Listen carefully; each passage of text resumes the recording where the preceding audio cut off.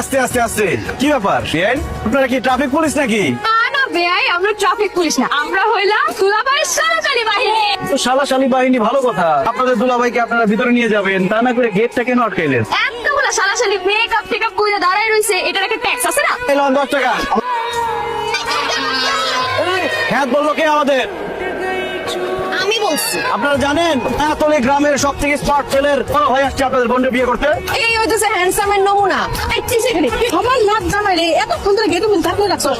আপনি কোন 5,000 টাকা চাঁদাবাজি করতেছে? 1,000 টাকা যায় যেছে আর এক একজনের তিনটোর তরফ থেকে প্রতি টাকা দিন।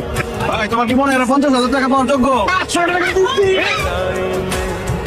কি বেআই, আজকে বিয়ে বাড়িতে খাইবেন দেখো কি 3 দিন ধরে না খাইয়া দাঁত মাজা বসেছিলেন? এত জঘন্য রান্না আমরা কোনোদিন খাই নাই। এর থেকে যদি ডিম ভাতের মাংস ভাত খেতাম পেটটা ভরতো। দুলাভাই তাড়াতাড়ি খাওয়া শেষ করেন, আজকে আমরা আপনার হাত ধোয়া দিব।